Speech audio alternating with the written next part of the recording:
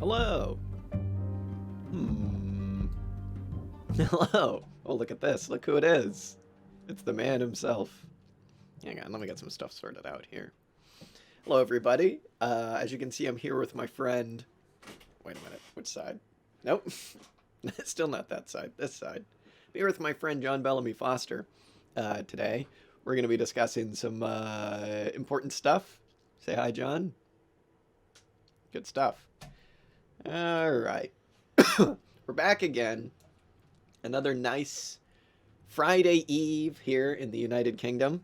It's actually been very nice here recently, weather-wise. So it's only fit to talk about the oncoming complete destruction of the world due to our collapsing ecological situation. So, the plan for today, I've got a couple of things just to go through. As you can see, let me get rid of this first for you. Hide that. There we go. The first thing we've got is this interview I found with John Bellamy Foster, the Metabolic Rift guy. People probably know him as like the monthly review guy, but I know him as the Metabolic Rift guy. And we're just going to kind of go through it. He talks about some good stuff from what I've skim read. And we're going to compare it to some other people, including Kohei Saito, whose new book just came out in America, the one all about degrowth communism. There are some non-controversial phrases, or non-controversial words, and as well as the man himself, Murray Bookchin. So we're going to be talking about that. We're going to be kind of going through and sorting out this whole fucking ecological question once and for all. And we're probably going to bring it back to Jason Moore. Because Jason Moore, people like to kind of dunk on Jason Moore. He's the guy, he did the book Capitalism and the Web of Life, which is up there. It's like right there. I'm not going to go get it, but it is right there. Good book. Excellent book, actually. One of the best things Dan and I have read for the show. And I stan him, if I'm being honest with you. But I totally, I'm not really one to pick sides. I don't really care enough to do that. So we're going to read some more Foster. And the reason that I picked this interview, actually, is because, dear listener, at a certain point here, he talks about Jason Moore. His criticisms of John Bellamy Foster. This fella Angus, who's interviewing him, seems to kind of be on Jason Moore's side, or not Jason Moore, I'm sorry, John Bellamy Foster's side. So we'll see how that goes. But yeah, should be good. This question of metabolic rift is one that I've been thinking a lot about recently. So see if we can solve it. I was surprised, I'll be honest. I opened up Kohei Saito's book, Marx in the Anthropocene, or Anthropocene, if you're from this side of the pond. And he seems to like very much be a metabolic rift guy. Like very, very much. In the introduction, he's kind of like, these philosophical monists such as Jason Moore, these fools. So we'll see if they can convince me. As I've said before on the show, I very much tend to be convinced by the last thing I read. So we'll see what the last thing I read tonight is. And yeah, we'll just get into it. So this is an interview with handsome man here, John Bellamy Foster, from climateandcapitalism.com. And it is called In Defense of Ecological Marxism. John Bellamy Foster responds to a critic. I love how they call him a critic. It's fucking Jason Moore. Come on, he's the man. We love him, folks. A vehement critic. Perhaps the most vehement critic of Foster's views is Jason W. Moore, who promotes an alternative view which he calls world ecology. All right, buddy, you get out of here with your Wallerstein business. All right, let's get into it. I'm excited about this. As I've said, I haven't really read this, so we'll be doing it together. If anybody's got some stuff to say, let me know. If I'm saying something really stupid, let me know, because I probably am. All right, so to get into it, actually, should I figure out who this Angus guy is? He's an editor. Ian Angus. Ian Angus. All right. So we'll start off with the first question. To begin with, he wants him to basically just summarize what is meant by metabolic rift. Metabolic rift, I'll see if I can find it really quickly in my handy-dandy copy of Capital. I should have found this before I started recording.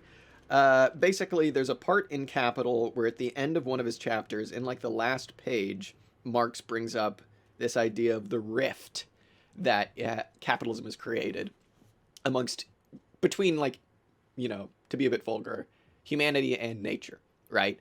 And Marx talks about feces when he talks about it, manure, basically. And to basically make the point that, like, industrial farming has led to this situation where we no longer do the natural thing, dude, which is, grow plants and raise, some sort of like animal, like cattle, let's just say, and then you use the manure from the cattle to then till into the soil for your next season. That then puts the nutrients back into the soil that the plants have taken out. And Marx says that with industrial farming and agriculture and all of this business, we get a rift, which is to say that we no longer have the cattle being raised there. So you have to basically artificially put nutrients back into the soil. And this is a rift because it makes it so that there's like a energy. What'd you call it? Well, a rift is what you would call it, but to explain it in different terms, like an energy, there's like what you put in is not what you're getting out of it, or vice versa, maybe. Like, we're taking too much stuff out of the soil, so there's this natural rift. Marx makes a very funny point in Capital where he's like, why don't we just take all of the feces that are being produced in the cities by the people and put them on the fields? Because there's this division now between town and country. We can't do that anymore. Just flipping through it. I can't... where was this bit? I'll know it because I, like, highlighted it to heck. Well, whatever. Basically, it's just, I feel like More's thought is based very much off of that passage of Capital. Rightfully so. I mean, like, it's an awesome 2 pages or something. But perhaps we'll get into why that kind of dualism might not be so great. Where the fuck is this? I'm going to tell you what, it's a big book, so it's not very easy to just find right away. Oh, is that it? No. Ah, yeah. Is this it? Yeah, okay, here it is. I'll just read some bits from it. Capitalist production, by collecting the population in great centers and causing an ever-increasing preponderance of town population on the one hand, classic Marx, concentrates the historical motive power of society. So it's basically concentrating labor in these big masses, right, to create this kind of emergent property of, value, basically. But on the other hand, it disturbs the circulation of matter between man and the soil, i.e. prevents the return of the soil of its elements consumed by man in the form of food and clothing. It therefore violates the preconditions necessary to lasting fertility in the soil. By this action, it destroys at the same time the health of the town laborer and the intellectual life of the rural laborer. So that rocks. That's in it's volume 1, obviously, part 4, chapter 15, section 10. Very, very good. So he talks basically about how machines rob the soil, etc., etc., etc. And we'll come back to that, as you will see here in a moment. So, John Bellamy Foster, what is metabolic rift? Well, Ian Angus, this is a tall order. Let me see if I can get at the main theoretical blah, blah, blah, blah, blah, blah, blah. The concept of metabolic rift is rooted in Marx's theory of alienation, right? Okay, so we can see that. I'll highlight this business that we got going on here. Hey, select that whole bit. Here we go. The concept of metabolic rift is rooted in Marx's theory of alienation, the estrangement of human beings from themselves as producing beings, from the process of production, from their species being, and from other human beings. The metabolic rift is a concrete expression of the human estrangement from the material conditions of life, from nature. Okay, all right. Yeah, you can see how you'd be with him so far, because it all makes a lot of sense, right? It's like, it's the very simple, like, we're getting too much, and we're not putting enough back in, basically, right? Like, this is, I'm sure everybody who has an interest in ecology or in sociology or something like that has heard about soil degradation, right? Basically because of a number of different insane industrial agricultural techniques, we now have to basically pump our soil full of petrochemicals, chemicals that are made using fossil fuels, that, stuff like nitrates, artificial nitrates, phosphates, things like that, things that healthy soil naturally produces on its own, right? Like, Dan and I are really into like no-till farming slash gardening, right? And the thought behind that is that you don't till your soil, right?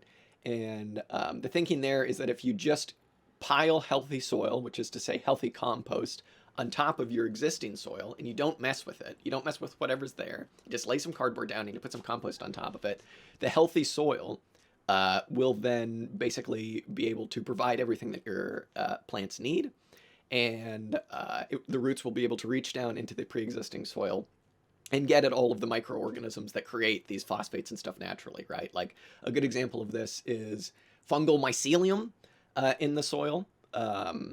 Little like fungal networks that have a what's the word? A relationship that's good for both things. I fucking forget the word. Goddamn it, I'm such an idiot. But they have a relationship that is such that fungi need certain things that plants' roots create, and so they bring the roots certain things, certain minerals, certain blah blah blah blah blah, phosphates, nitrates, whatever, and in return they have this like nice little relationship where they can all get along. When you till soil, those networks all get broken up, right? And so when you have like monocropped wheat fields as far as the eye can see that get tilled a million times every season, you just basically have like sand, right? Like it's barely even soil at that point. And each season you're ruining the soil more and more and more and more. You're taking out the soil's capability to make itself healthy. And so then you have to pump it full of nitrates and phosphates and stuff like that. And this is maybe going to be the end of humanity. I don't want to be like a big alarmist kind of guy, but like the reliance that we have now on this is disastrous for two reasons. One, because the creation of these chemicals takes about, I would say, I think anywhere between like 1 and 2%. I could be wrong on this, so you look me up, but I believe like 1 and 2% of all energy production is used to create these chemicals. It's extremely polluting, and obviously it just destroys the ability of the soil to repair itself. So season after season after season, you have to put more of this stuff in, right? It's just like a never-ending spiral. So that's a really good example of metabolic rift, right, is soil degradation. And symbiotic, yes, thank you. Symbiotic relationship. Boy, I'm glad somebody knows what they're talking about. Thank you, Cyber Socialist.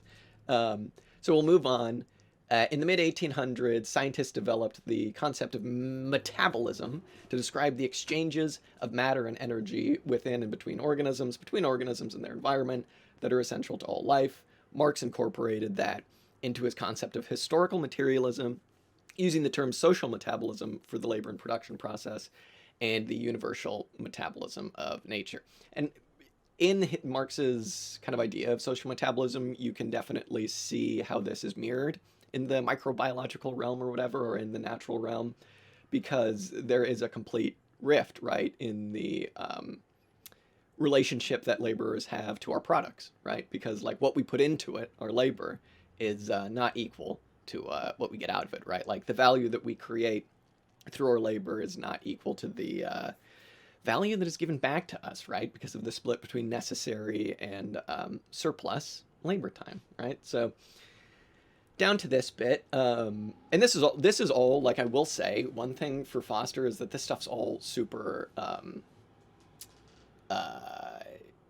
it's eminently understandable, I would say, by most people, and like very quickly so. Like you can explain this to anybody and they go, yeah. Like even some reactionary schmuck would be able to be like, yeah, like this makes sense, right?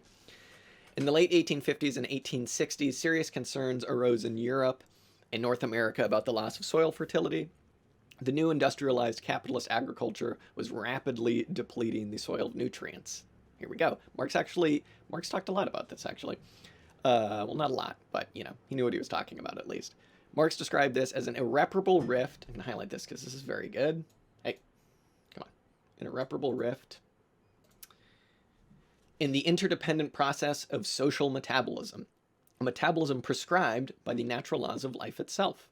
And this totally makes sense. You know, one of the reasons that Marx is like, you know, someone to listen to is because he was, you know, I don't want to like, you know, go on him too much, but like he was one of the smartest people of his time. And that was because he really made an effort to understand many different scientific disciplines, right?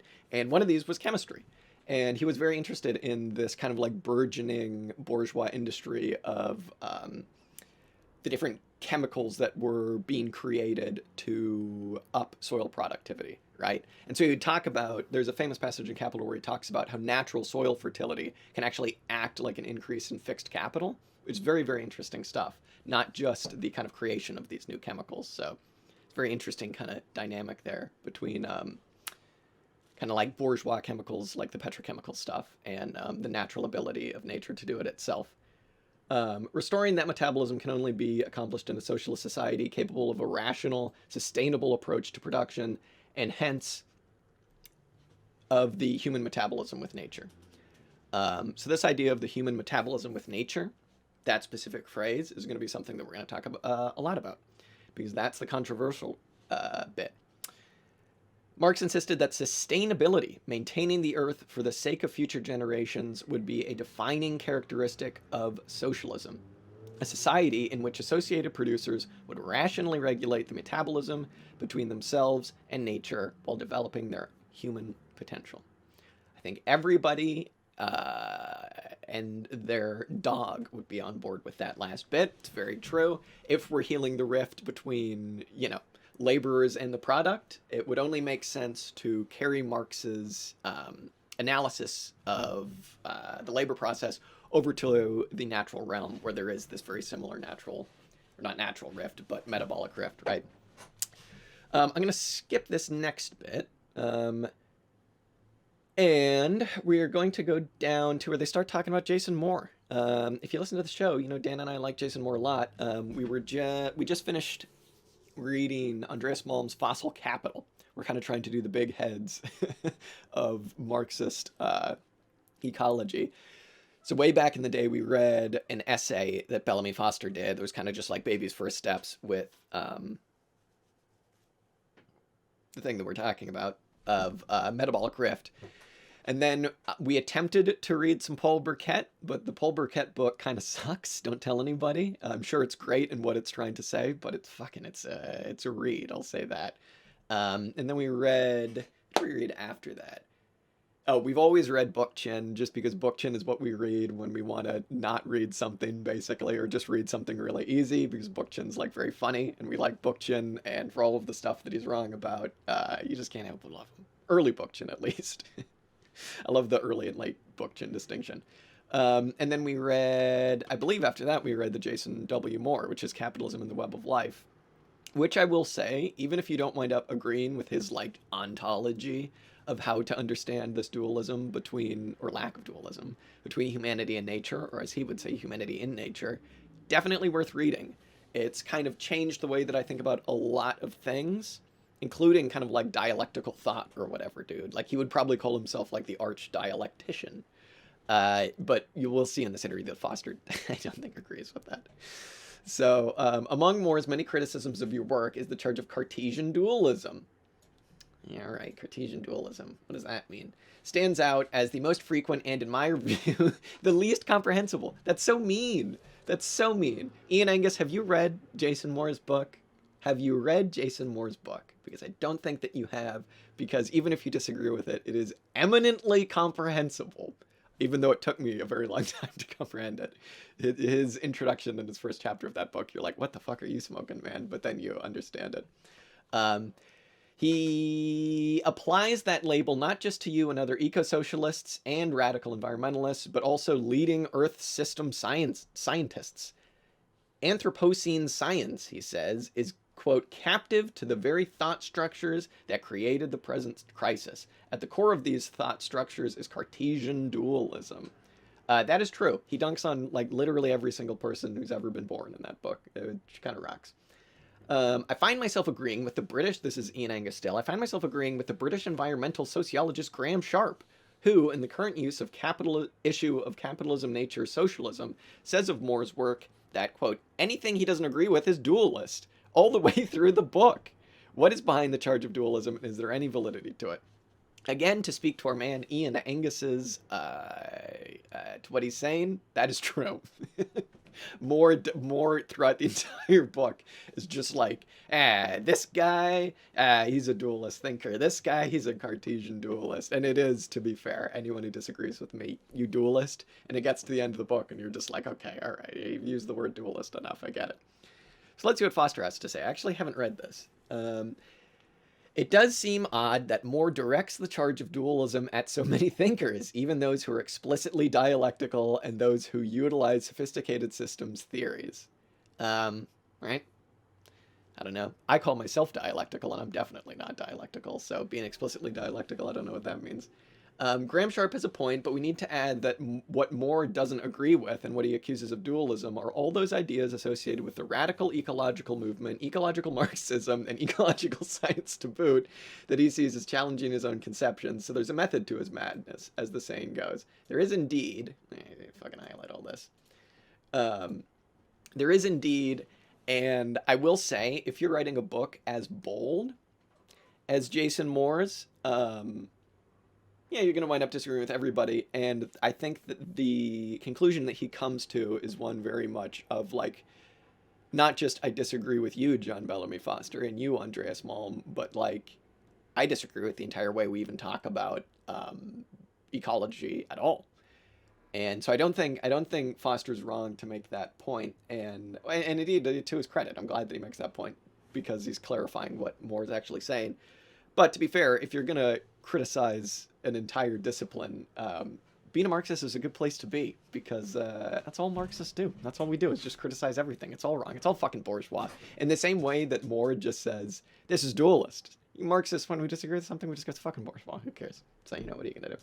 His criticism of Cartesian dualism is aimed at all attempts to distinguish between nature and society, even by way of abstraction. In this respect, blah, blah, blah, blah, blah, who cares? Nature, Moore says, is subsumed within society. Okay, this is some good stuff here. This is some good stuff. I'm just going to highlight all this. Or am I? Nature is subsumed within society. We can only understand it as what he calls the double internality of nature in humanity and humanity in nature. This is the oikios, baby. This is the stuff that took me a little while to understand, but once I understood it, let's go. It's good stuff. This view, which he calls monist and relational, follows the pattern of a position in philosophy known as neutral monism, who gives a fuck, which argues that entities like mind and matter cannot be separated even by abstraction, and in some currently fashionable versions must be bundled together. This position was advanced a century ago as a counter to materialism and idealism and to Marxian dialectics. Okay, here we go. Now he's like, you disagree with me, you disagree with Marx. Fucking, that's what everybody says. Oh my God. Moore refers constantly to bundling, what he calls the web of life or world ecology. It's characterized as a bundle of bundles. Social agency is just a bunch of dialectical bundles. Yeah, I don't know. I get what Foster's saying, but I think that he's not really touching, so far at least, on the whole purpose of this. So let's see if he actually does. To avoid supposedly dualist language, he avoids a kind of terminological bundling, tying words together with hyphens like capitalism and nature and capitalism. Yeah, that's classic our guy. It is funny. One thing I will say about Jason Moore is that he does definitely do that in his book. He's definitely like, I'm not talking about nature. I'm talking about nature in capitalism. And it's like, okay, fucking just say nature, man, whatever. The constant references to Cartesian dualism, or what Moore calls the Cartesian binary, are extremely misleading. Descartes distinguished, I kind of don't care about this. Descartes distinguished between the mind and spirit on one hand. Okay, I'm just going to skip this. I don't really care. Moore contends with the concept of metabolic rift, which he incorrectly attributes to me rather than Marx. Where does Marx actually say metabolic rift? He says there's a rift of the metabolism, but the specific phrase metabolic rift is, the first time I've heard of it is John Bellamy Foster. I could be wrong, I don't know. It's dualistic simply because it considers humanity and society and nature as logically distinct entities. He does not seem to understand that dialectics is all about the mediation of the totality. The process that both separates and unites individuals in society, humanity, and nature, parts and wholes. Okay, this is kind of getting into what I want to talk about, so let's finish this. The social metabolism in Marxist theory stands for the human role as a mediating being of nature through production. We focus on the separation of humanity and nature, on the degradation of natural processes in life, because that is the concrete reality of society, life, and nature under the current alienated system of production capitalism. This is the whole point of the ecological critique. This is so funny. I love it when Marxists disagree and they just go, he's wrong because I am more dialectic. And then Moore comes back and is like, Foster is wrong because I am, in fact, more dialectic. It's like, okay, all right. It's never a choice, as Moore seems to think, between crude dualism and crude monism. Okay, I'm kind of on board with that. I kind of like that, actually. There is no contradiction in seeing society as both separate from and irreducible to the Earth system as a whole, and simultaneously as a fundamental part of it. To call that approach dualist is comparable to denying that your heart is an integral part of your body and a distinct organ with unique features and functions. If only... If only there was a branch of science, everybody, where you were able to study this kind of stuff. If only there was a way to study systems, maybe in some sort of cyber-like way, where you could maybe cybernetically study these systems and kind of get past this distinction. Man, if only these guys were able to come across such a thing. Oh, surely such a thing doesn't exist. Bundling, he goes on to say, is a simplistic way of avoiding what dialectics understands. God damn it. That the world is a complex, heterogeneous, and changing totality mediated in innumerable ways, an open-ended context in which human beings participate as historical beings. Our understanding of the social metabolism of humanity and nature has to be based on this broader understanding. Okay, so this is a battle of the big brain dialecticians, quite frankly.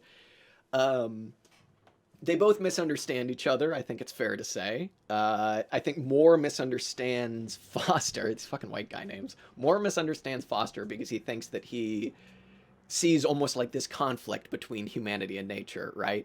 But Foster disagrees with Moore because he's like, you're focusing on the big picture way too much. And in so doing, you're not able to understand how,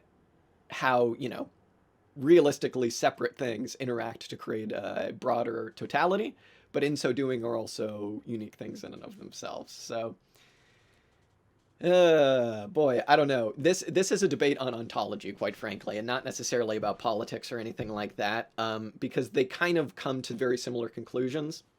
Moore's absolutely banger all-time #1 greatest quote of all time, though, is something along the lines of when he's talking about Andreas Malm's Fossil Capital. He says you can't be a dualist like this, because if you do, like, if you try and think of humanity as using fossil fuels on nature, the political outcome of that way of thought is, okay, well, let's just shut down all of the fucking fossil fuel plants, right? But Moore basically says something along the lines of, if you do that, you stop climate change. Like, if you shut down a fossil fuel plant or a coal plant, you stop climate change for a day, a year, a decade. But if you actually shut down the relations that gave rise to such a thing, to the fossil economy, you shut it down for good.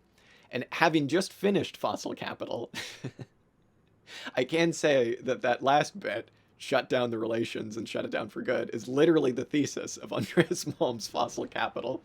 But I still want to defend Moore, because I totally understand what he's saying. If you go around saying there's a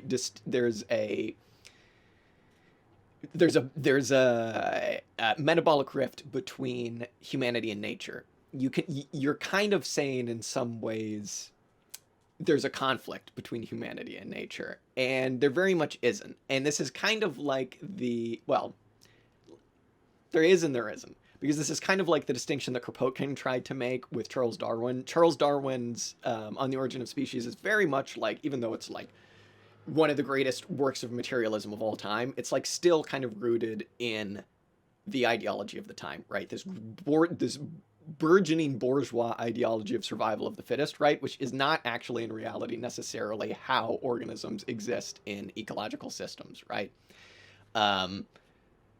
This isn't something I know a whole lot about, but realistically, everything wants to be in a way where there is no conflict, right? Like, systems, when they're very rarely in what's the word, like inequality with each other, right? When there's no conflict, when things are going good, there's no reason for for the survival of the fittest. Basically, Kropotkin would say that this is kind of right and kind of wrong, that there's no such thing as like fucking like organisms aren't competing directly with each other. They're competing with each other for resources, right? And when resources are aplenty, everything's fine and they don't need to compete. And that's actually how you would rather be. You would rather not be competing with all of the other organisms around you because that's a waste of energy, right? And it's kind of like a similar thing maybe here is getting into John Bellamy Foster's thought, where it's like there is maybe this conflict between humanity and nature, but there kind of just isn't. And I feel like Moore's way of thinking about things, which is that like you need to view everything as a totality, and humanity is making nature and nature is making humanity in one like kind of dialectical flow movement, man, as being one that I would say is actually a bit politically more useful than Malm and Foster. I don't know how much sense that's making, but like it is very easy to tell people that there's a metabolic rift and we just need to fix it with, like, as Foster would say, maybe some kind of like central planning apparatus. But like, it is not that simple. It is very easy to say that it is that simple, but things that would make sense to a central planner wouldn't necessarily be the best possible thing for our ecology, right? Like, you could very easily see how a central planning apparatus, if it doesn't take into account all of the relations of the web of life, would go, okay, let's get rid of all of the petrochemicals that is being used in agriculture, but at the same time, let's use this 1,000 acres to grow wheat because we need X amount of wheat to go to this city, and the best way to do that is to just set aside this land and just grow wheat. But in reality, like, it isn't that simple, and that would just be recreating the problems of monoculture, right? And I suppose you could come back and say, well, okay, well, what about if my central planning just didn't do monoculture? But in order to do that, I think you would need to have an ontology like Moore's, where you're actually looking at the relations of everything, because there are a lot more problems than with climate change and with ecological destruction than what Malm brings up, which is just the fossil economy, because that's like the most obvious thing, and just this kind of metabolic rift, right? Like, it isn't just a metabolic rift, and I don't know how much more clear I can be about that, but like, yeah, getting to the bottom of all of these problems, whether it be super weeds with monoculture, whether it be a complete, like, an utter extinction of like most natural native pollinators, whether it be all of these things, like, you could quote unquote end the metabolic rift and still have to deal with a lot of these problems, because you could say, okay, we'll end the metabolic rift of, say, pollinators by just everybody being a beekeeper and everybody having a bunch of bees. But like, that isn't solving the issue in the web of life, which isn't necessarily just that there aren't enough pollinators. It's that all of the native pollinators are just about to go extinct. So I don't know. This is a very long-winded way of saying that they're both kind of right and they're both kind of wrong. I would say that it absolutely is, as Foster says here in this highlighted bit. It's not a choice between crude dualism and crude monism. And I think even more slips into quote unquote like crude dualism in his book, because by the end of it, he is just using the word nature, right? And humanity, when he could be using nature and humanity and nature, dude. But I will say, if you actually want to understand the way that the climate crisis is unfolding, and not just focus on, say, global warming, but on the many, many other things that we need to solve, such as, you know, pollinators and stuff like that, then you're going to need a bit broader of a view, a relational view, one that isn't necessarily just about the energy that's being lost. So, you know, I don't know, take that for what it's worth. There's quite a bit more here, although I figured actually we could go on to Kohei Saito's book, Marx in the Anthropocene. Haven't read too much of this, but I was just flipping through it the other day, and I found some very interesting stuff, so let's go find it. This is a book I've been looking forward to for a very, very long time, I will say. So I'm really hoping it lives up to the hype. I remember everybody was saying how many copies this sold in Japan when it first came out, and I think that's very exciting. So this might speak to some stuff that people understand, right? Some stuff that people are excited about. Obviously, people are getting more and more worried about the climate catastrophe, and something that can actually explain it that isn't just environmentalism, very crude environmentalism, is something that people are looking for. So let's get into it. So this bit, I think Saito is very much like in the vein of the John Bellamy Foster people, from what I can tell so far. And we'll read this paragraph and then we'll get to it. Maybe two paragraphs. However, this project, meaning his book, is not simply about how to understand Marx's concept of metabolism more correctly. The task of developing Marxian ecology based on the concept of metabolic rift is worth carrying out as it has practical relevance. Different approaches to the ecological crisis will provide different solutions to it. In this context, it is noteworthy that post-Marxists, I agree with those quotes, attempts to conceptualize the human-nature relationship in the Anthropocene against the concept of metabolic rift have emerged. They are committed to philosophical monism. Dun dun dun. The proponents of the monist view problematize an ontological dualism of Marxism. They claim fails to adequately understand the ontological status of nature in the Anthropocene. It's funny because Moore is very much not an Anthropocene guy, but what are you going to do? Since capitalism thoroughly reconstructs the entire environment, nature as such does not exist, but is produced through capitalist development. Monists, transcending this ontological binarism, insist on replacing it with relational thinking.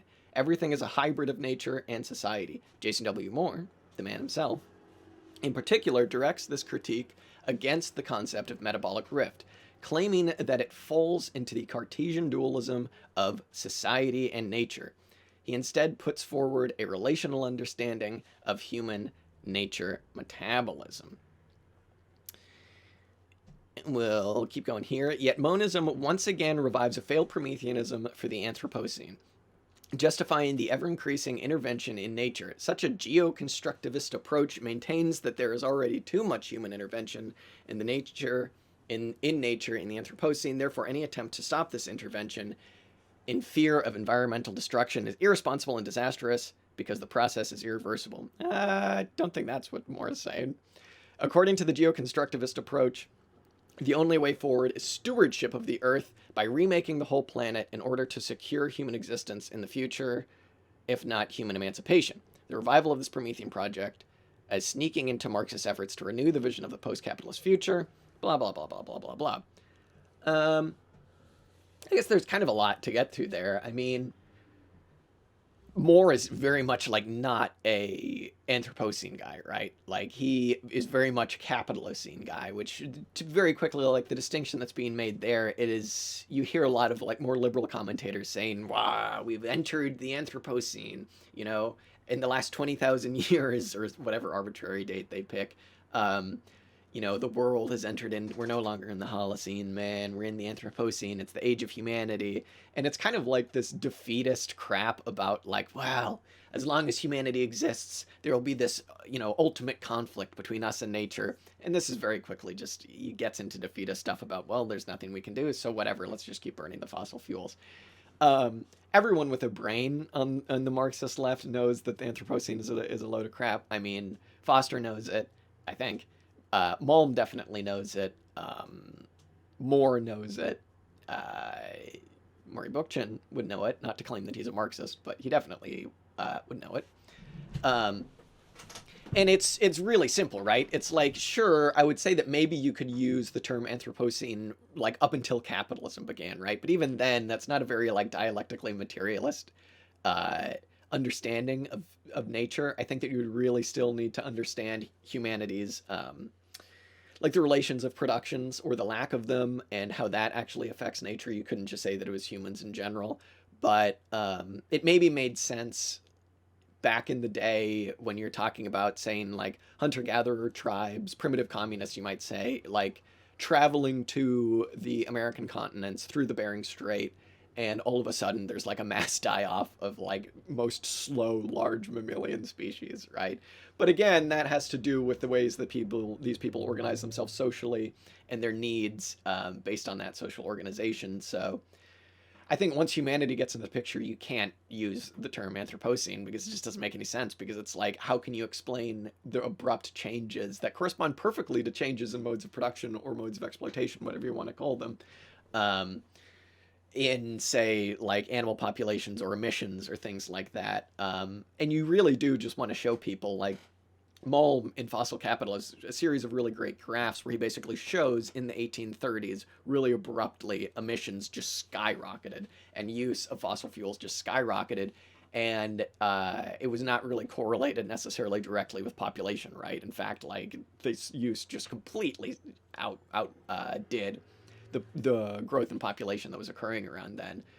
So there must be a different explanation for it other than just humans bad, right? It wasn't just that humans suddenly discovered coal, because people have been using coal and oil and, well, not oil, but coal forever to heat their houses, right? So it wasn't until, as Malm says, fossil fuel use was mixed with self-sustaining growth, which we might call, MCM prime circuit or whatever, that you got this huge rise in emissions that we're seeing to this day. Fucking 3% every year. It's going to lead to at least, oh God, I don't know, 4 degrees of warming sometime soon. So that's the reason you shouldn't be using the Anthropocene kind of framework for all of this. It is very much the Capitalocene that we've seen since around like the early 19th century. That explains the rise in emissions and the a number of different things, right? Like the destruction of the web of life entirely, like huge extinctions of different species, forests being leveled, pollution, that kind of thing. All of that can only really directly be explained by the relations of production. So that's why we use the word Capitalocene in this house. But I don't know. I don't know necessarily if Saito is being fair towards Moore. Because I don't think that Moore would say this. I don't think that Moore would say any attempt to stop the intervention in fear of environmental destruction is irresponsible and disastrous because the process is irreversible. I think a process is irreversible at all. You know what I mean? I mean, if anything in Moore's work, it like very clearly is reversible. That's like the whole point. You just have to you have to change humanity's relationship to nature, how it organizes it. See, I mean, even I'm fucking slipping into this dualist thing, but like, how it organizes its labor process, but that's a part of nature. That's Moore's point, is that this is all, it's part of one big thing, dude, the way it all organizes itself. So, I don't know. Hopefully Dan and I one day will read Kohei Saito's full book. But, we'll see.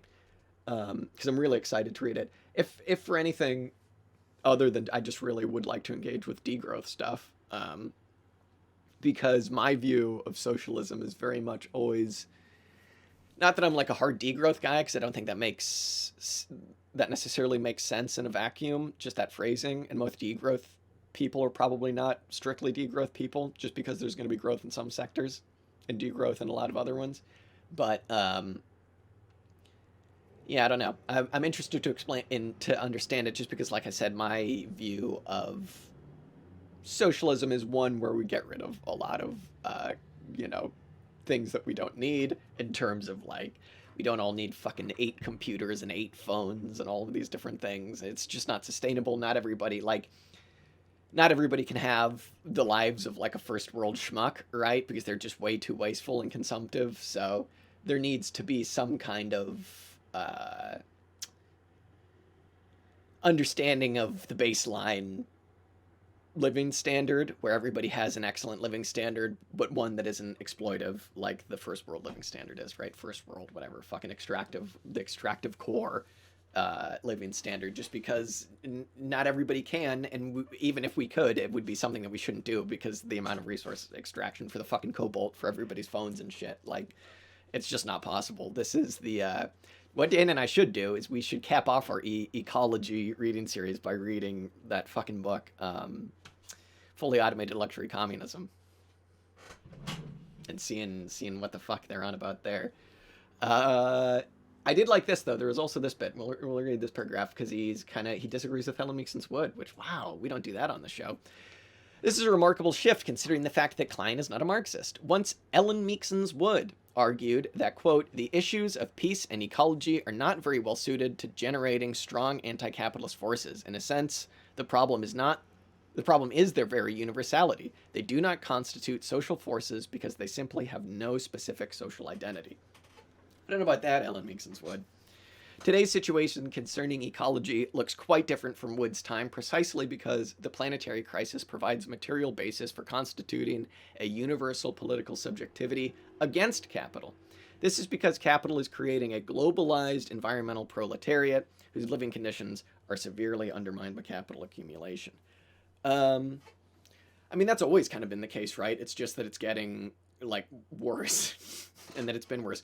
Wood's time, though, isn't very long ago. Wood didn't die that long ago, and so, like, I don't know.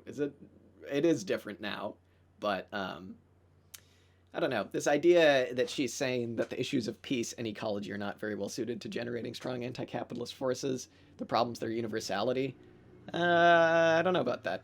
I mean, I would like to see the actual context of this quote, because I get the feeling it's being taken out of context. But universality is the whole point of the proletarian struggle, right? So what are you going to do? Speaking of things that rock, the final thing we're going to talk about tonight, Murray Bookchin. What's this book called? I always forget what this book is called. Towards an Ecological Society. Love these book covers, by the way. Love these Murray Bookchin book covers. They're so funny. It's just like, you got a windmill, you got an apartment building here with solar panels, you got a tram going through the countryside and over a boat. You know what I mean? You got a water wheel. Let's bring the water wheel back. The flow, as Andreas Malm would say. Let's bring the flow back. And you got a guy down here just kind of vibing. All very good stuff. So, we're going to just read a little bit of what he's talking about. I think we're going to read from Towards an Ecological Society. This is something that Dan and I read for the show. So I believe, down here to page 30, where are we?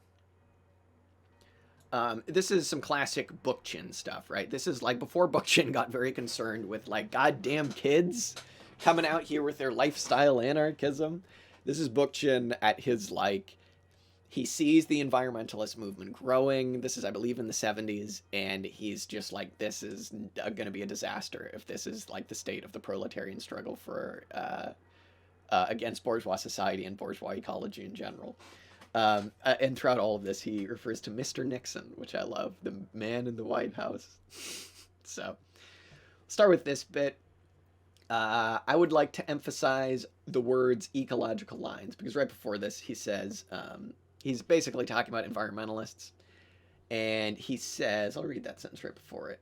Christ, where does it start?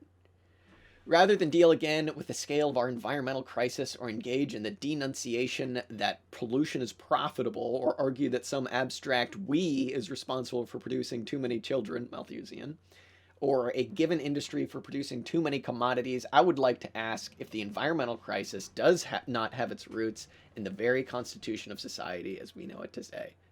Bookchin, you are the man. If the changes that are needed to create a new equilibrium between the natural world and the social do not require a fundamental and indeed revolutionary constitution along ecological lines. And this next bit is all, I mean, fucking that rocks. Way to go, Bookchin. You are the man. And so this next bit is all about what he means by the phrase ecological lines, right? Let's close this. What's going on over here?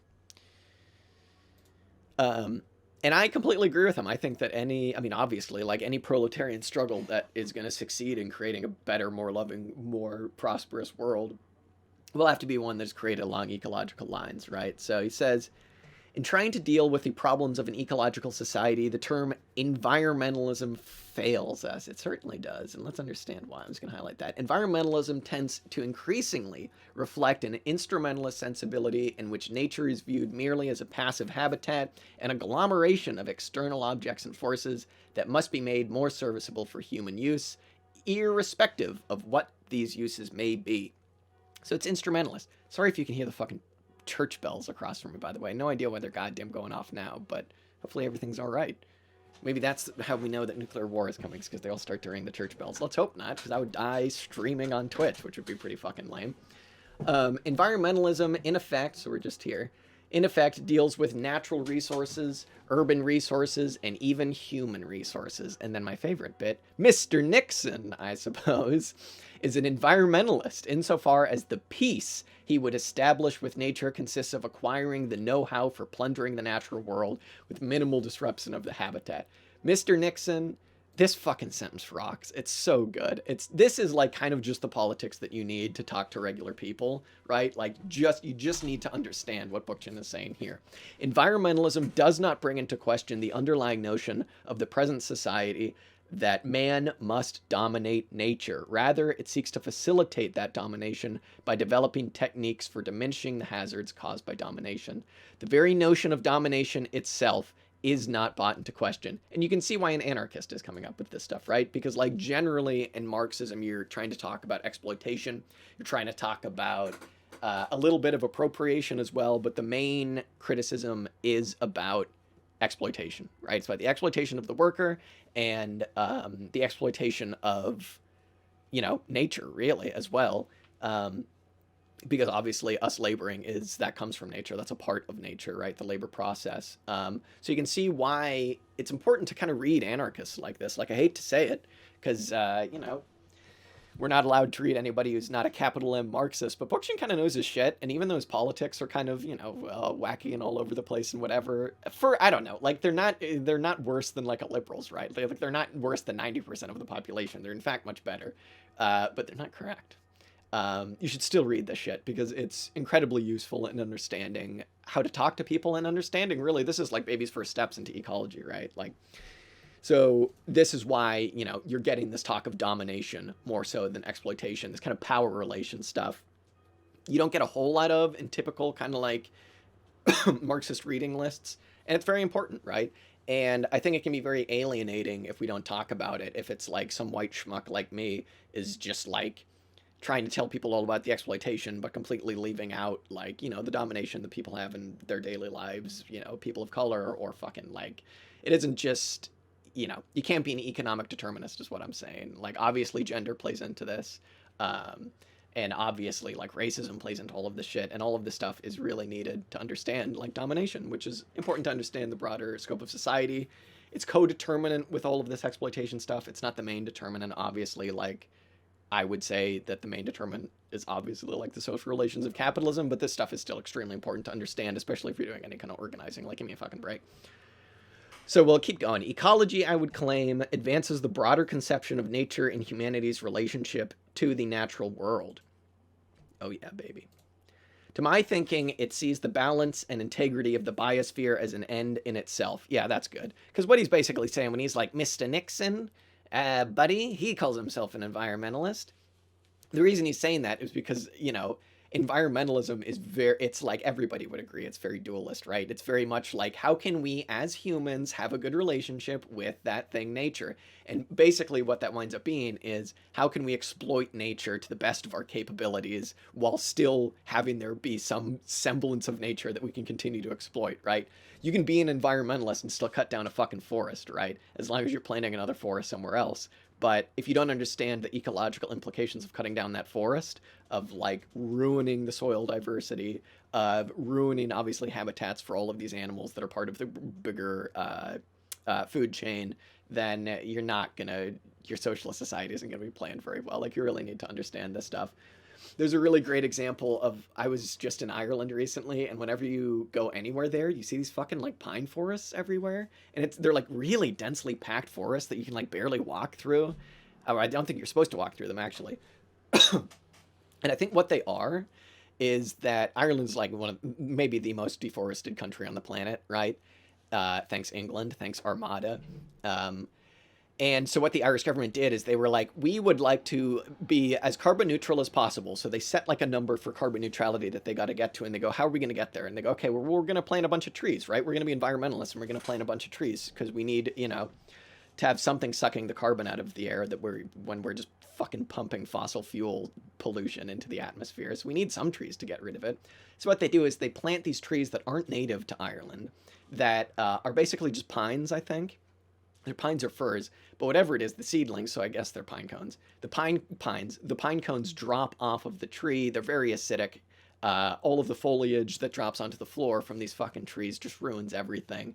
And you get these just like awful looking forests. So that's an environmentalist attitude, right? It's like, we did it. We planted the forest. It's fucking Team America. We did it. We saved Paris and the Louvre's on fire, right? It's like, you have to have a broader understanding of the actual ecological relations and understand not just your place within them, but fucking everything else. Because if if you're not changing the social relations and you don't understand how that relates to our broader ecology, then you're going to be Nixon. And don't be Nixon. Nobody wants you to be Nixon. Nixon sucks.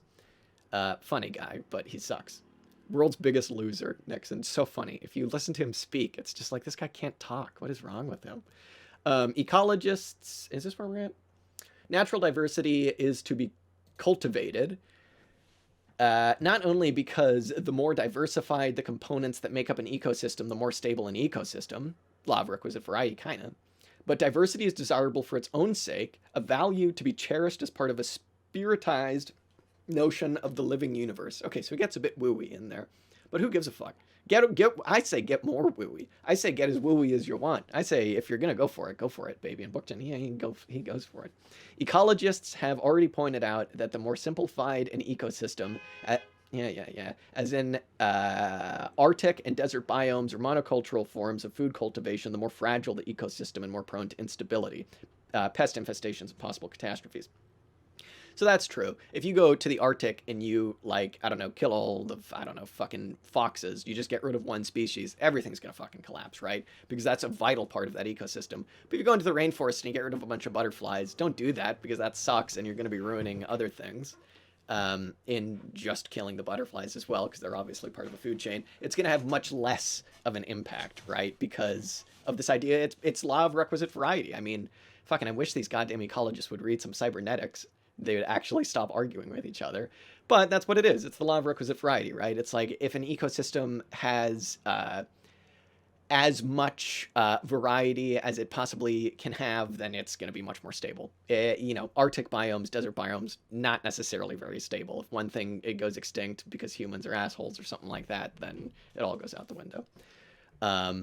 So this is basically like he's trying to make more of a scientific argument without necessarily using the correct terminology here to basically say that diversity is good. And he's probably, at the time he was writing this, he's probably thought of as just like some hippy-dippy schmuck, right? Where it's like, oh yeah, man, save the whales or whatever, fuck off, hippie.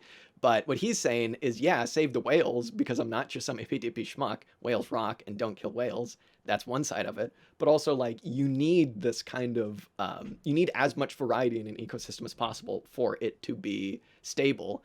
And now that we've just gone around and basically, crushed the variety of the world ecosystem, it's incredibly unstable, right? As we are seeing the consequences of that now.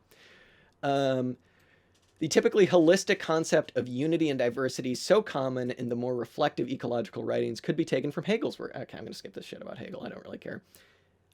Some systems ecologists notwithstanding, I would hold with Charles Elton's view. Where are we now? Charles Elton's view. That the world's future has to be managed, but this management would not be like a game of chess, but more like the steering of a boat. He's so fucking close to. He's literally using. Oh my fucking god, he's so close to being a cybernetics guy. He's literally using the boat steering metaphor here. It's like, god damn it, Bookchin, just read some fucking cybernetics, just any systems theory. Other than just environmentalist ecology, please. The natural world must be allowed the considerable leeway of spontaneous development, informed, to be sure, by human consciousness and management as nature. I'm going to actually highlight all this. This shit's so good. I'm going to read this again. The natural world must be allowed the considerable leeway of spontaneous development, informed, to be sure, by human consciousness and the management as nature rendered self-conscious and self-active, blah, blah, blah, blah, blah. To unfold and actualize its wealth of potentialities. Finally, ecology recognizes no hierarchy in the life of the ecosystem. John Bellamy Foster, Jason Moore, Kohei Saito, read Murray Bookchin. Might I even say, Google Murray Bookchin.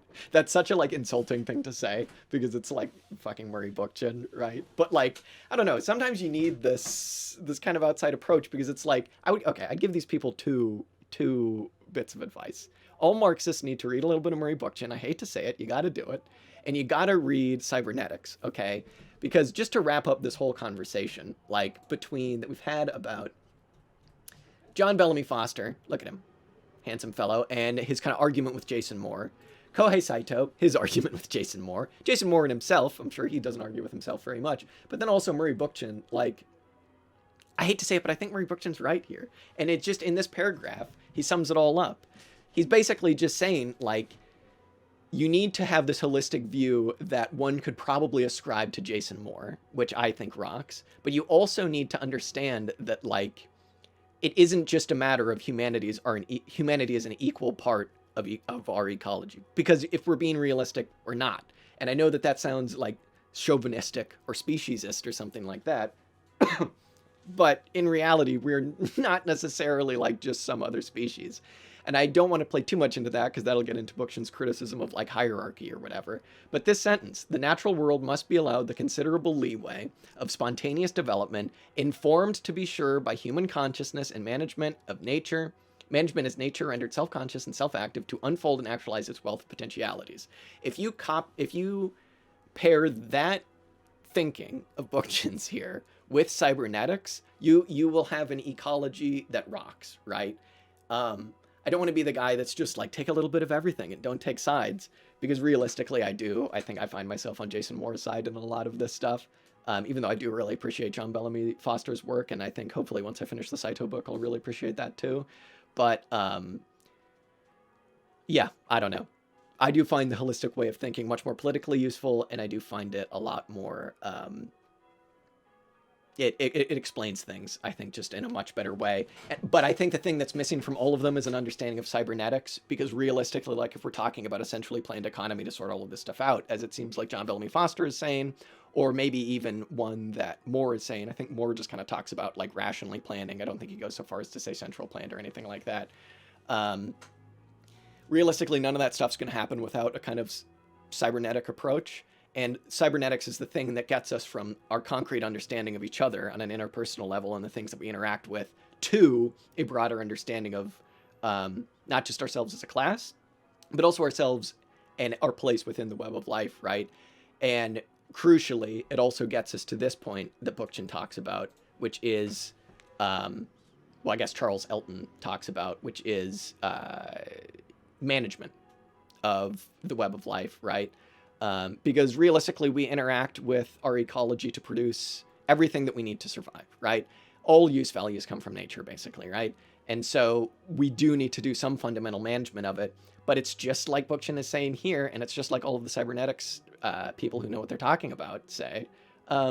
This isn't management as in like you're playing a game. It's management as in steering a boat, right? It's going with the flow. I hate to say it because that sounds so goddamn hippy-dippy and Taoist or whatever, but like, we have to understand where we are within the broader scope of things, and also how to manage those things. And I think, I hate to say it, but if we just focus on the metabolic rift, I don't know if we get there just with the theory of metabolic rift. And I think that that's fine, because I think that even if John Bellamy Foster has been the most true to Marx in his, true to Marx and his understanding of humanity's interaction with nature and with our ecology, I think that Marx would want us to adapt our thinking as different scientific disciplines become available and get discovered and get studied. And I think that the biggest scientific discipline that wasn't around in Marx's day that he would be like fascinated by and would want us to adapt his thinking to is cybernetics and the understanding of how we actually get to this abstract notion of managing not just all of humanity in a safely planned way, but also in dealing with ecology in a fundamentally sustainable way, right? And, even the word sustainable is a bit like, well, what are we actually talking about? When we talk about sustainable, are we talking about sustainable exploitation, or are we talking about sustainable, like, growth and respect of the law of requisite variety? I would obviously say the latter, but yeah. Having said all of that, though, these people are all great. They're better than 99% of the people you'll ever see out there, and you'll ever see. Oh, we could do that. Well, in that, I don't know. Yeah, all of these people are better than most of the liberals you'll find, and they're better than fucking like 99% of like all people that you'll talk to. So, John Bellamy Foster rocks. Murray Bookchin fucking rocks. Sorry, Marxists, we need to read more Murray Bookchin. If for no other reason than he's just very chill. And definitely like baby's first steps into ecology. And you got to read Jason Moore, and hopefully we'll be reading some more Kohei Saito. So that's kind of where my thinking's at. I would say just my final thought is that no form of ecology, red, green, or otherwise, is complete without an understanding of systems theory and cybernetics. And I think the closest thing that I've come to finding that is Jason Moore's work, because he explicitly is drawing on Wallerstein. But at the same time, Wallerstein has his flaws, so fucking Moore winds up having his flaws as well. So what I'm saying is somebody get out there and write that goddamn book, trying to apply second order cybernetics to ecology, because that'd be some very good stuff. So hopefully some people found that, I don't know, helpful or just an interesting conversation. I don't know. Fucking, what are you going to do? As I say that, can I pull this up? How do I make that bigger? Let me make that fucking bigger. How do I highlight something? To make that bigger? Let me go like that. Sorry, I'll get to this. Let me just, I'm interested in this. Oh, right when I made it bigger, it fucking disappeared. God damn it. Can I highlight that? Well, whatever. I'll just read it. No, but I really want to highlight it, actually. How do I do that? Do you do that? Definitely not that. 1 second. Let me get to that. But I would really like to figure out how to highlight this. I'm never going to figure it out. That's okay. Yeah, I'm not going to figure that one out. Hello, might I ask your opinion on the seeming lack of research being done into the... Thank you for understanding. I'm kind of an idiot. Hey, but your other one's showing up there, so that's pretty cool. Might I ask your opinion on the seeming lack of research being done and the topic of automating the upper management and executive positions of corporations? Well, that's interesting. I did see something mentioned about this earlier. I've researched about the management cybernetics recently, and also thanks to your coverage. But when I tried to look into something that takes into account adopting the viable system model and perhaps using ML algorithms to support this model, there's not much out there. Automating upper management executive positions in corporations. Well, I suppose I would actually first on that, I would actually have to try and understand what it is that these people actually do, right? Like, what is it that they're actually adding to a corporation or to a business? I don't actually know too much about business structures like this.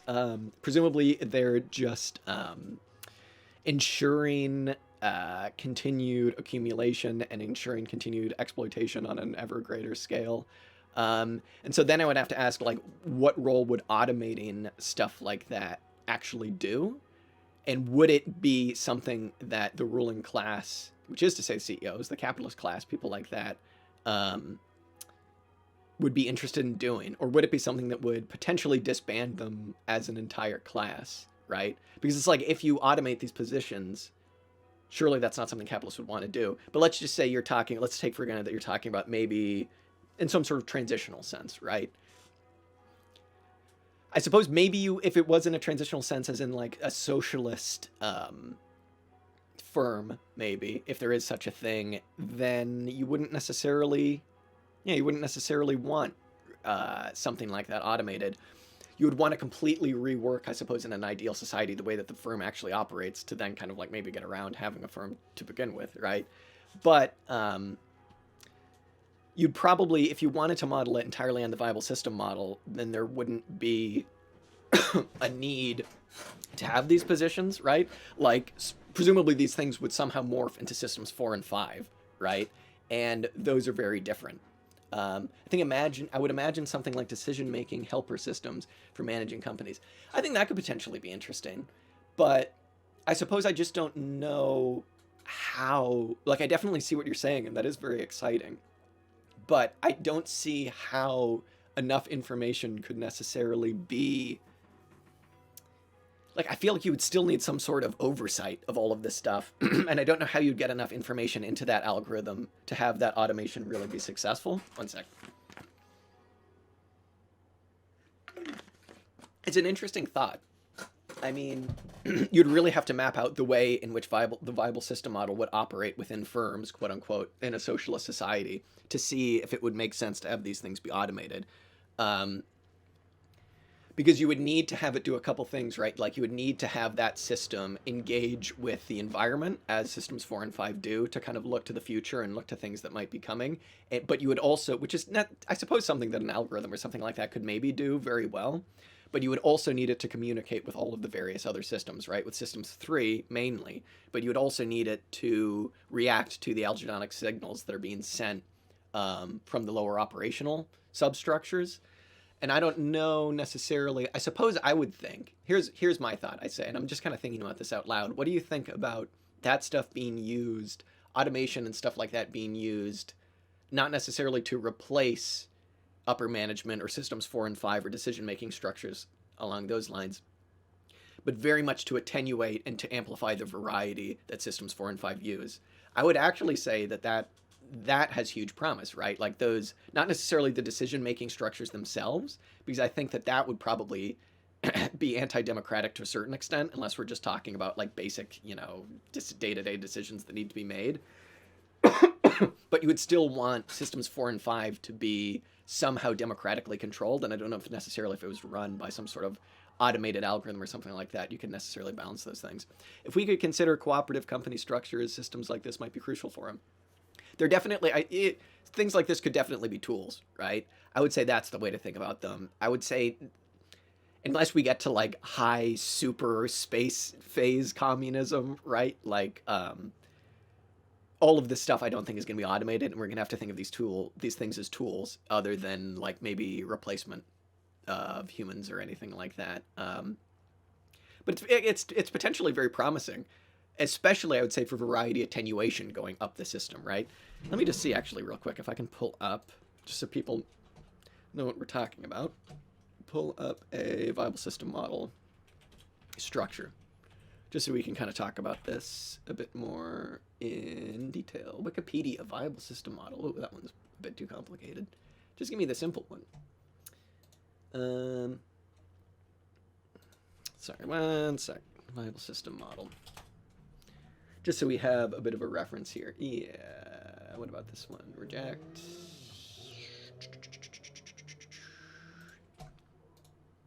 Oh, that's so tiny. Why is that so tiny? Okay, hang on. Here we go. So, here we go. Okay, that's way too big. Let me get that. So if we just talk a little bit about the structure of these things themselves, let's say, so Stafford Beer basically says in his, in one of his books, I think it's Diagnosing the System for Organizations, he's basically giving you instructions on how to do the viable system model. And he says, if your viable system model structure looks like mine does, then you're doing it wrong. So take all of this with a grain of salt. My concern, though, is that the current class structure of rich folk dictating what gets researched would not invest in such tools. Yeah, I mean, that just kind of goes with kind of anything that would potentially help the class struggle, right? Like, if we're going to develop these things, we need to develop them entirely on our own. And the time is going to come when, say we're using the internet for all of this stuff, we're using GitHub or something like that, if there is a time when these things that we're building legitimately do threaten capitalist structures, then it's all going to be shut down. It's all going to be taken off. So then we'll need to actually be thinking about, well, how do we have our own internet? How do we have our own stuff like this? But that's just, I think, yeah, how does these things get invested in? I think it's going to have to happen through the class struggle itself, and it's going to have to, if these things are actually going to help us, then, it's going to have to actually come from us, unfortunately. Open source community development. Yeah, I would say that you're absolutely right. Open source, though, yeah, it's interesting the way that kind of goes with class structures, too. This isn't something I know a whole lot about, but it's like, most open source stuff immediately gets sucked into capitalist relations as well, so we need to find a way of keeping it kind of, to ourselves, which might be impossible. But what I'm saying here is, if we take the viable system model and we say that, like, say the management sphere, so systems 4, 5, and 3 are all being helped by some sort of like automation system, some sort of algorithm, I would say the best way to do that is in the kind of variety attenuation that takes place here. Before I go into kind of like variety amplification, maybe it could actually be helped, like, I'll just talk about what I'm talking about when it comes to variety attenuation. all of the information that's coming up to management is obviously, like, the main point of the valve system model is that it's way too much information it's too much variety for management to deal with all on its own. Because you wouldn't want management to get to the point that it's so big that it could deal with all of this stuff on its own without it being attenuated, because then you just have a massive bloated bureaucracy of managers, and that would be a class of itself, and you wouldn't want that. So basically, what you want is a way of attenuating the information and the variety that's making its way up the system here, going towards management. And I think what you're saying, Cyber Socialist, is actually potentially a really good way of using automation as a tool, right? Of this algorithm somehow being able to selectively understand the information that management needs, feeding it that, but also having all of the other information readily available in some way. I'm not entirely certain how, but in some way if management wanted it. But just, you don't want it to get overwhelmed. And indeed, there's no reason for it to kind of micromanage the operational sector. But then another way stuff like that could be used is kind of coming back down the system here in terms of amplification, because, again, there's so much more variety in the lower systems here in operations that you would need a way for some sort of algorithm to maybe figure out a way to, like, automatically maybe communicate all of that stuff to the operational sectors. And maybe that could even be System 3 or System 2 or something like that. Like, it wouldn't be all of System 3, obviously. It would just be kind of this bit right over here, which is the bit that kind of communicates to all of the different operational structures. But I could see it, realistically, I could see it being a big part of System 2 and a big part of System 3. So that could be good. I believe similar tools already exist, but are being used for maintaining the hierarchy of present corporations. Yeah, you're absolutely right. I mean, that's just kind of the way of everything at the moment, right? It needs to be proved to the working class that this stuff can be used to help ourselves. And I mean, cooperatives in general, obviously, it's not like they exist outside of capitalist structures, but if we could build cooperatives that actually use this kind of stuff and actually use it well, and use it in a way that actually helps working class people. Like, I used to work for a co-op, and when I was in retail, I didn't even know it was a co-op until, like, well, fucking like months after I got hired. But I was just like a low-level, like, warehouse guy. And I tell you what, being a low-level warehouse guy in a co-op is a lot like being a low-level warehouse guy in a fucking, normal-ass bourgeois firm. Everybody, your labor is still being exploited, blah, blah, blah, blah, blah. So realistically, what you would need to do is somehow balance organizing your entire structure along lines that are similar to this, but also ways that it can perpetually exist within capitalist social relations, right? It's a very similar problem to trying to build a party. How do you build a party where you have full-time people doing their best, party workers, I guess you would say, or, like, I don't know, fucking, like, committee people, when everybody has to have a job, right? Because it's like, if you have a full-time job because you're a working class person, you don't really have a whole lot of time to dedicate to working in the party. But if you if you're, I don't know, you have enough money where you don't have to have a full-time job, well, then suddenly maybe your interests aren't necessarily the same as the people that you're representing in your party. They're not necessarily like working class interests. So how do you balance that? It's a very similar thing with co-ops, right? But I think a lot of what you're talking about and just the viable system model in general is very promising in how to kind of overcome not just exploitation, but also, as Bookchin would say, domination as well. Because this is a very good way of, maximizing operational autonomy, but also like somebody steering the boat up here, you know what I mean? And also, realistically, like technology, whatever that is, whether it's an algorithm, an automated algorithm, something like that, like, it could really easily be used over here as well, right? To, like, monitor the environment and report back important things. It does seem like VSM got stuck in the 70s. It does. I mean, again, that's kind of the thing about science, right? Is that it adapts to the situations that it's in, and it grows. That's the reason people call dialectical materialism like a living science, right? It's supposed to grow with the different scientific observations of,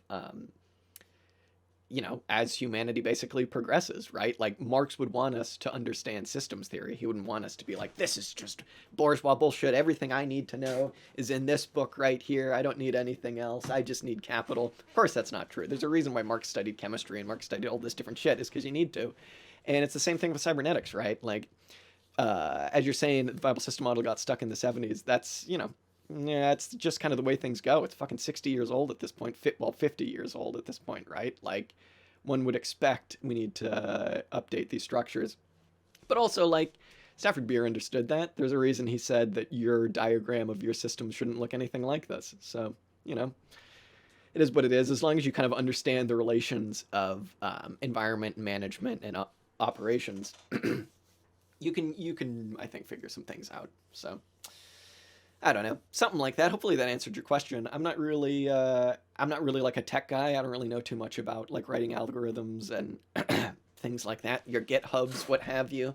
But even a fool like me can see the promise of cybernetic thinking and of some aspects of technology. But I suppose I would just say that we can't get too caught up in wanting technology to help us. Like, how can we, automate the decision making